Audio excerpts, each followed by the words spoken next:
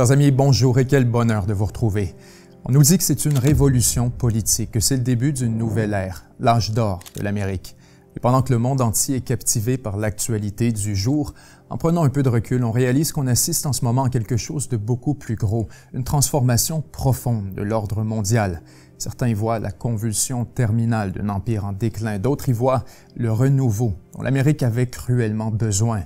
Tout est sur la table, de l'économie à l'immigration, de la politique étrangère au gouvernement lui-même. En fait, c'est plus qu'une révolution, ce sont plutôt 4 grandes révolutions sur différents fronts qui se manifestent simultanément. Ensemble, nous allons identifier et analyser les implications et les motivations derrière chacune de ces 4 révolutions, car depuis le début, les codes et les thèmes cultivés par Trump sont repris dans presque toutes les grandes démocraties du monde. La combativité face aux médias, le nationalisme économique, la dénonciation des élites et la critique du système, c'est toujours une question de temps avant que les slogans et les idées de Trump soient copiés et collés dans des contextes différents. Ainsi, il est plus important que jamais de s'élever au-dessus de la masse pour bien comprendre les fondements philosophiques et politiques qui animent le mouvement. Il sera question de la méthode Trump, des déportations, de Elon Musk et des tarifs. Ce sera aussi l'occasion d'aborder l'enjeu des frontières, de la sécurité, du libre-échange et de la gouvernance en Occident. Ce qu'on observe actuellement serait-il une fenêtre sur l'avenir du monde? Mes amis, voici les révolutions Trump. Bienvenue à 7 jours sur Terre. Voici quelque chose qui m'est arrivé récemment. Pendant des jours, j'ai été incapable d'ouvrir mes courriels. Après avoir essayé sur mon téléphone puis sur mon ordinateur, j'ai fini par essayer sur une tablette. Et j'ai découvert que c'est parce que j'avais reçu un pourriel tellement rempli de liens et de caractères truqués que ça empêchait littéralement la page de s'afficher.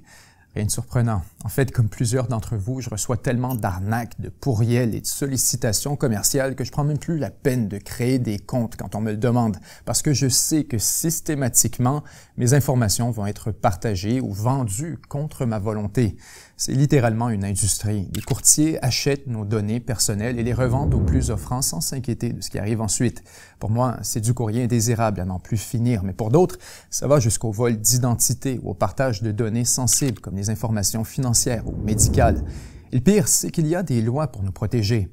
En théorie, les courtiers sont forcés d'effacer vos données si vous le demandez, mais entre vous et moi, il faudrait d'abord identifier toutes les firmes qui vendent mes informations pour ensuite les contacter et faire les démarches. Et c'est là qu'entre en scène Incogni. J'ai entré mon adresse en 1 seconde. On m'a appris qu'elle figurait dans 37 bases de données commerciales vendues par des courtiers. Incogni a non seulement identifié toutes les firmes, il les a contactées en mon nom pour exiger que mes informations soient retirées. Dans le tableau de bord, je vois l'état des demandes, le niveau de sévérité et tout ce qui était vendu à mon insu. Ça donne presque un frisson de voir des noms d'entreprises que je n'ai jamais vus, jamais autorisés à quoi que ce soit et qui avaient pourtant le nez dans mes affaires.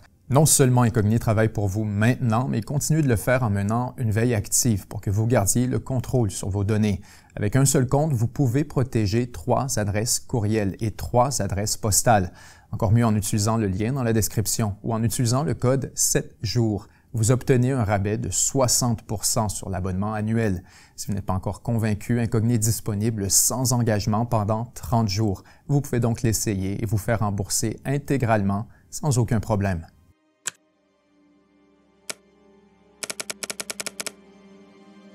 Commençons avec la question controversée de l'immigration.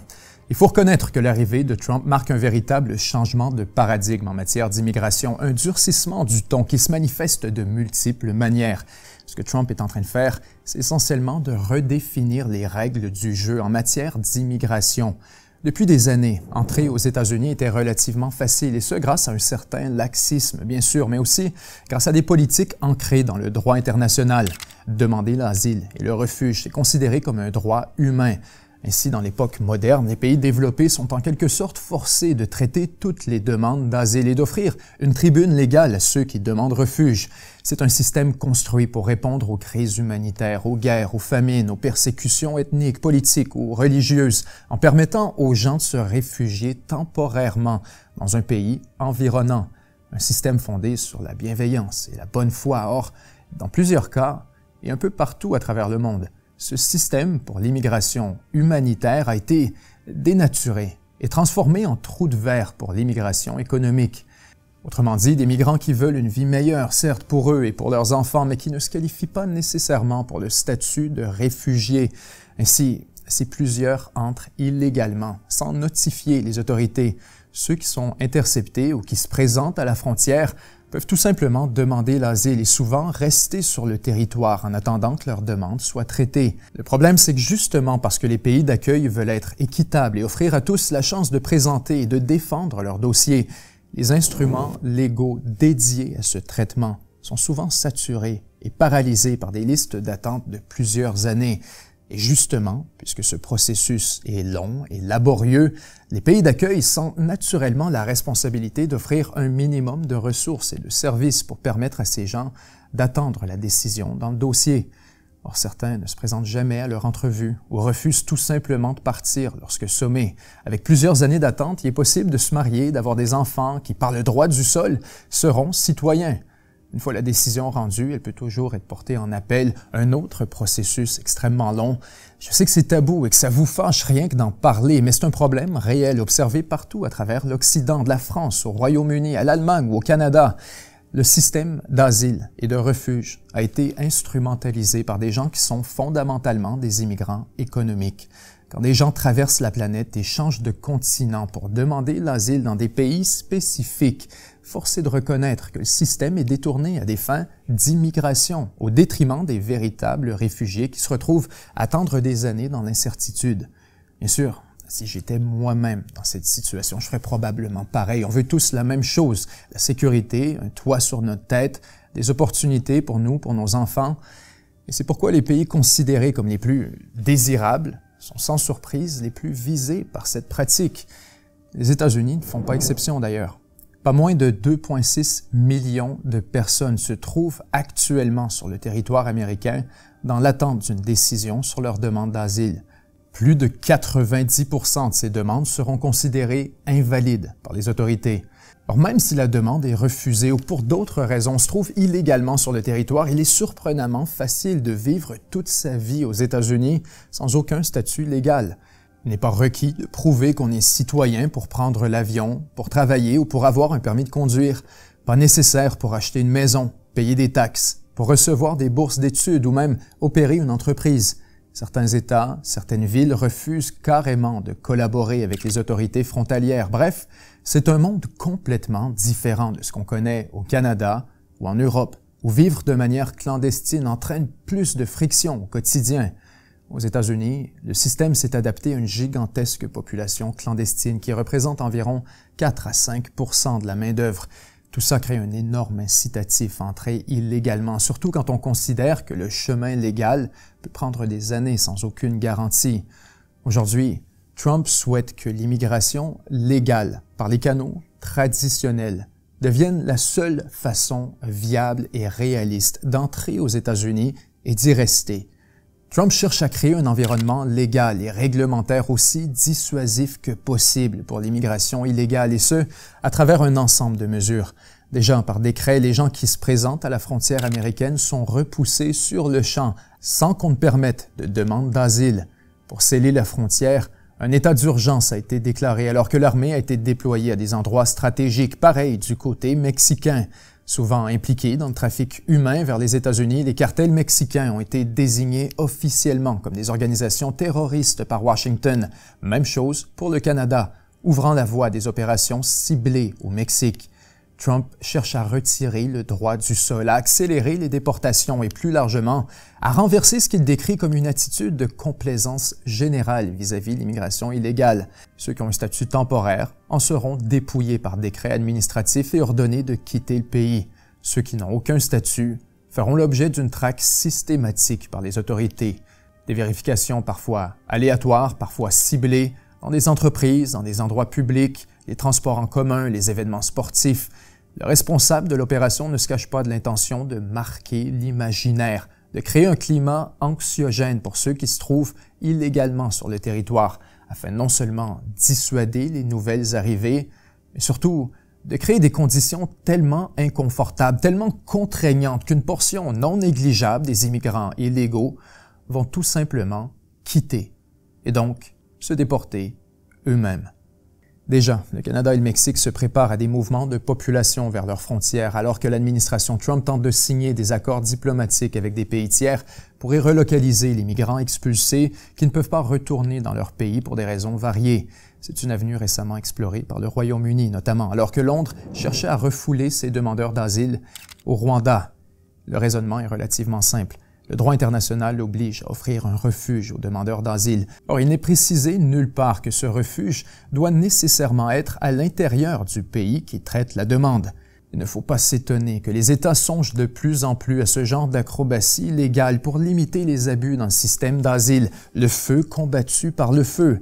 Les États-Unis ne sont pas seuls dans cette approche. Les Européens qui nous regardent sont à même de constater l'évolution du climat politique en Europe et des attitudes vis-à-vis de l'immigration, tant légale que illégale.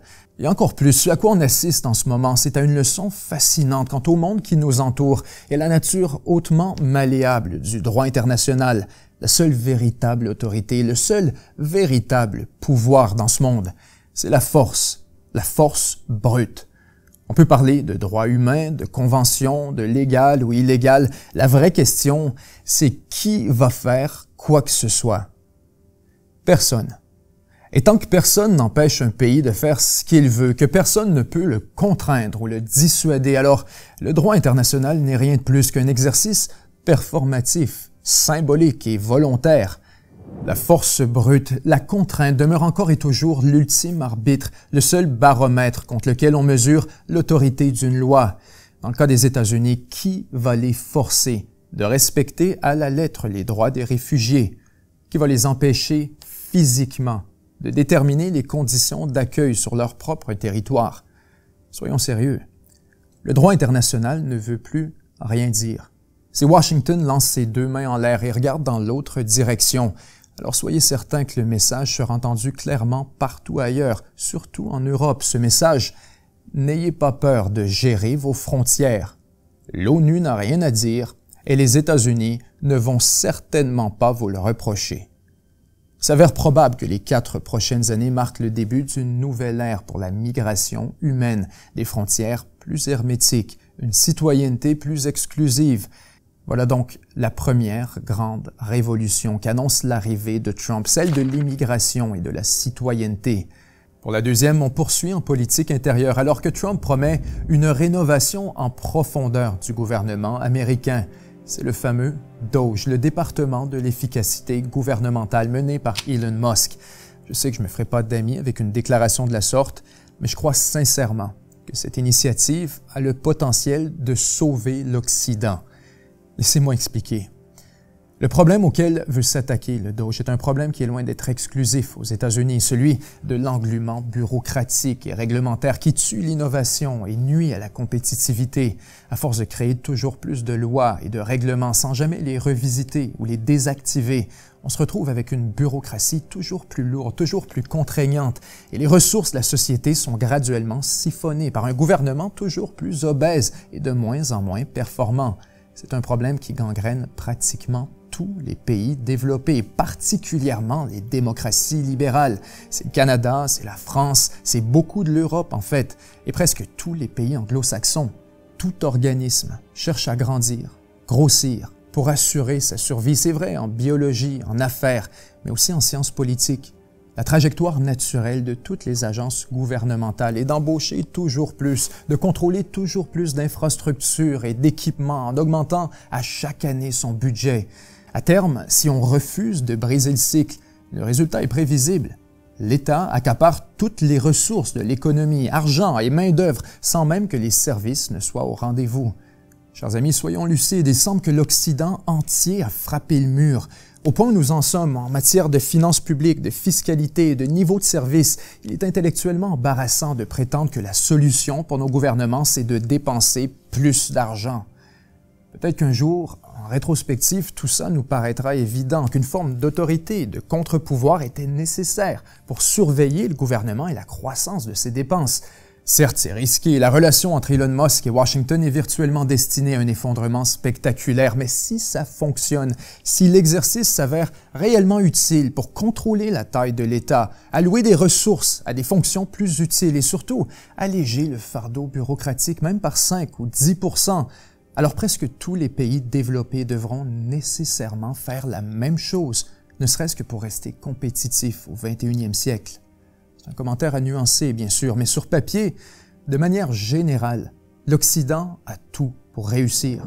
Les meilleures machines, les meilleures usines, les travailleurs les plus éduqués, les plus productifs, les monnaies les plus stables, des économies modernes, de l'infrastructure à n'en plus finir. Et pourtant, dans plusieurs pays, on assiste à une stagnation ou même à un recul du niveau de vie. Il faut nécessairement remettre en cause la manière dont tout ça est administré. Est-ce que l'englument bureaucratique de nos sociétés serait partiellement responsable?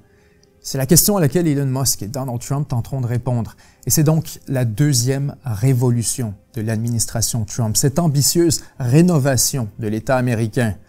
La troisième est en politique étrangère. Alors que les États-Unis abandonnent décidément la mondialisation et le multilatéralisme, non pas pour l'isolationnisme, comme l'affirment plusieurs, mais plutôt vers une toute nouvelle doctrine qu'on pourrait baptiser le transactionnalisme. Il serait faux de prétendre que Trump incarne l'isolationnisme aux États-Unis. Le bon terme pour qualifier sa doctrine de politique étrangère serait plutôt transactionnalisme. Parlez-en au Canada, au Panama, au Groenland, à la Chine ou à la Russie. Parlez-en aux alliés de l'OTAN qui se font demander de tripler leur budget militaire. Washington continue de jouer un rôle clé à l'international seulement en fonction de nouveaux paramètres. Chaque échange, chaque relation, chaque interaction sera catégorisée en fonction de ce qu'elle rapporte directement ou indirectement aux États-Unis. Les États-Unis restent ouverts aux alliances, au commerce international, à l'immigration, à condition d'en tirer un dividende. Loin de se retirer du monde, au contraire, Washington utilise plus que jamais son poids et son influence comme levier pour extraire des concessions politiques et commerciales. Exit l'isolationnisme. C'est la naissance du transactionnalisme. Ça marque le début d'une nouvelle ère pour l'ordre mondial, la consécration de la réelle politique, un monde dans lequel l'idéologie a moins d'influence dans le calcul stratégique. Ce qui est fascinant, c'est que pour le moment, les capitales européennes continuent de vivre dans un monde qui n'existe plus, présumant d'une relation privilégiée avec Washington en raison de leur statut de pays libre et démocratique. Le réveil sera brutal. Sur la question de l'OTAN, par exemple, les demandes de Trump sont sans équivoque. Depuis des années, les pays membres devaient dépenser 2% minimum de leur produit intérieur brut pour la défense. Frustré par le laxisme de plusieurs membres, Trump exige maintenant 5%. Soyons clairs, si un pays comme la France, l'Allemagne ou le Royaume-Uni décide de doubler ou de tripler son budget militaire pour atteindre 5% du PIB, il n'aurait plus besoin de l'OTAN. En fait, à 5%, il y a seulement quelques pays d'Europe de l'Est qui n'auraient pas les moyens de soutenir leur propre industrie locale. C'est donc un point tournant pour la sécurité et l'autonomie de l'Europe. En restant dans l'OTAN, ils sont menés par Washington et financent directement l'industrie militaire américaine. En le quittant, ils doivent prendre les choses en main. Et justement, il semble que c'est exactement ce que Trump tente de provoquer. Scénario 1. Les Alliés pèsent 5% presque directement dans l'économie américaine comme un droit de seigneuriage. Scénario 2. Les Alliés claquent la porte de l'OTAN et forment leur propre alliance défensive en Europe, laissant Washington se concentrer sur l'Asie et le Pacifique. Scénario 3. L'OTAN éclate et l'Europe est incapable de s'entendre sur une alternative. Ainsi, l'espace sécuritaire se fracture et se divise, renforçant encore plus la domination américaine. Dans tous les cas, Washington sort gagnant. Et voilà donc la méthode Trump. La géopolitique est un exercice ingrat qui consiste à choisir entre l'indésirable et l'intolérable. Vendre le Groenland est certes indésirable, mais le perdre par la force, sans rien obtenir en retour, est intolérable. Céder aux demandes américaines sur le canal du Panama est indésirable, certes, mais être envahi par les États-Unis est simplement intolérable. Même chose au Canada d'ailleurs. Pour Ottawa, des concessions commerciales et politiques peuvent sembler indésirables. Or, l'annexion ou la fin du libre-échange relève de l'intolérable. Ironiquement, à terme, Trump pourrait s'avérer une bénédiction pour l'Europe. Car depuis le début, l'Union européenne est un projet réactionnaire, comme dans une réaction à la puissance américaine, l'euro, une réaction à l'influence du dollar. Le tremblement de terre géopolitique auquel on assiste actuellement exige une nouvelle réaction. L'Europe doit voler de ses propres ailes et enfin sortir du parapluie de défense de Washington. Elle doit cesser de regarder de l'autre côté de l'Atlantique pour de la cohésion et du leadership, développer une autonomie stratégique et une véritable capacité de dissuasion qui ne passe plus par l'armée américaine. De la part d'un Canadien, n'attendez pas qu'il soit trop tard pour assumer le fardeau de la souveraineté, car la passivité entraîne la captivité. Enfin, la quatrième révolution de l'administration Trump, c'est la question des tarifs. Essentiellement, c'est la fin du libre-échange et un artefact du passage au transactionnalisme, sachant très bien que le marché américain est le plus lucratif au monde et qu'il a ainsi une valeur commerciale énorme. Trump déclare qu'il faut maintenant payer un droit d'entrée, un tarif pour y avoir accès. Quand on y pense, la Chine fait déjà la même chose. Sachant que son marché intérieur d'1 milliard de consommateurs a une valeur immense pour les entreprises étrangères, celles-ci sont forcées de plier le genou pour y accéder. Elles doivent céder leur propriété intellectuelle, intégrer des membres du Parti communiste dans le conseil d'administration et pratiquement tenir une entreprise conjointe avec le gouvernement chinois. Tout ça dans un environnement opaque, arbitraire, imprévisible.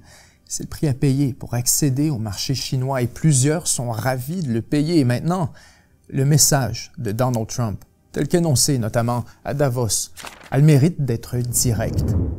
Si vous venez aux États-Unis, vous pourrez accéder librement au marché le plus dynamique au monde et payer un minimum de taxes. Alors, si vous restez à l'extérieur, il y a maintenant un prix à payer pour toucher le consommateur américain. L'agenda tarifaire de Trump représente beaucoup plus qu'une révolution économique. D'une manière, c'est aussi une révolution politique.